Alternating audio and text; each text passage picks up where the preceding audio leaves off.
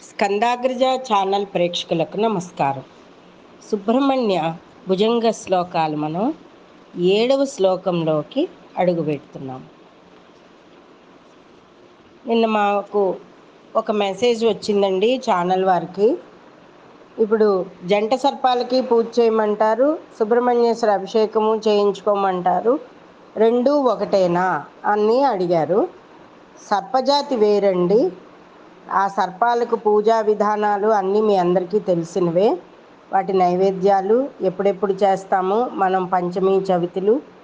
ఒకవేళ సర్పదోషాలు గనక ఉంటే జాతక చక్రంలో, అంటే కాల సర్పదోషం అని అలాగా ఈ సర్ప పూజలు చేసేటప్పుడు చెయ్యవలసిన విధానాలు ఏమిటి, వాటి శ్లోకం ఏమిటి, ఆ షోడశోపచార పూజ ఏమిటి, ఎలా చేయాలి అన్నది అడగడం జరిగింది.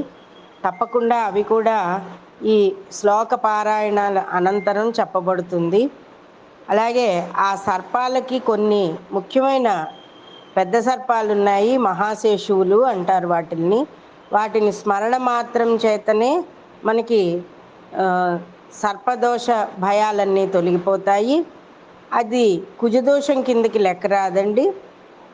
కుజదోషము అన్నప్పుడు పూర్తిగా పార్వతీ పరమేశ్వరుల ముద్దుల కుమారుడైనటువంటి కుమారస్వామి, కార్తికేయుడు, షణ్ముఖుడు, గుహుడు, శక్తిధరుడు, దండపాణి అనే నామాలతో ఉన్న ఈ షణ్ముఖుడిని మాత్రమే మనం ఎక్కువగా పూజ చేయాలి.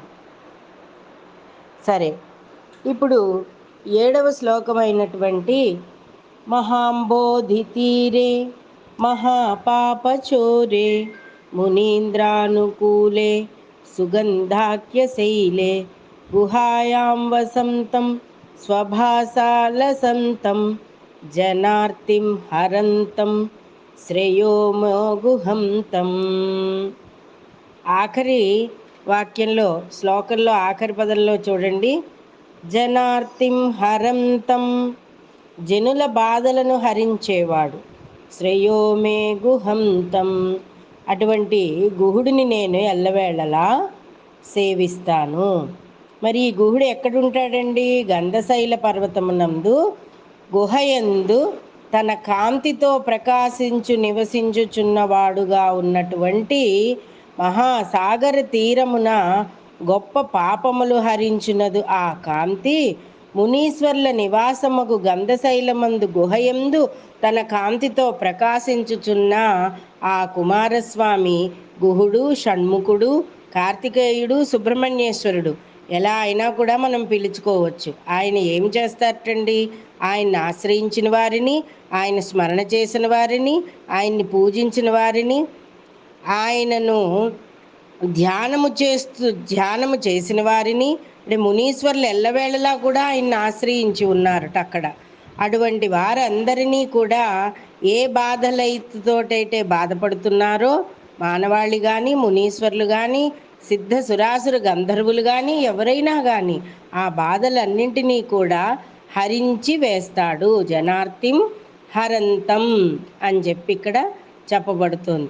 ఎటువంటి పాపాలనైనా సరే తీర్చివేస్తాడు, ఎటువంటి కష్టాలనైనా సరే తీర్చివేస్తాడు. అందుచేత జనుల యొక్క బాధలను హరించువాడు అని చెప్పి ఇక్కడ కుమారస్వామిని, అటువంటి కుమారస్వామిని నేను ఎల్లవేళలా పాదపద్మములను సేవించుచున్నాను. ఓం శరవణ భవాయ నమః. ఈ నామాన్ని త్రిసంధ్యలలో ముహూర్తకాల సమయమందు ఒక ముహూర్తకాలంలో చెయ్యాలి. చేసిన వారందరికీ కూడా సుబ్రహ్మణ్యేశ్వర అనుగ్రహం కలిగి ఎటువంటి అనారోగ్య సమస్యలు, పితృబాధలు, పితృశాపాలు, స్త్రీశాపాలు, అలాగే సర్పశాపాలు ఏ ఉన్నా కూడా తొలగిపోతాయి. అలాగే దైవాచార ప్రాయశ్చిత్త దోషాలన్నీ కూడా తొలగిపోతాయి అని చెప్పి చెప్పబడుతోంది. అలాగే మా స్కందాగ్రజ ఛానల్ సబ్స్క్రైబ్ చేసుకోండి, షేర్ చేయండి. మీకు ఎటువంటి విలువైన ఆధ్యాత్మిక సమాచారం కావాలన్నా కూడా మాకు తెలియపరచండి. రేపటి భాగంలో 8వ శ్లోకం తెలుసుకుందాం. మరోసారి 7వ శ్లోకాన్ని మళ్ళా చదువుకుందాం. మహాంబోధి తీరే మహాపాపచోరే మునీంద్రానుకూలే సుగంధాఖ్యశైలే గుహాయాం వసంతం స్వభాసాలసంతం జనార్తిం హరంతం శ్రేయో మే గుహం తం. ఓం సర్వణభవాయ నమః. స్వస్తి.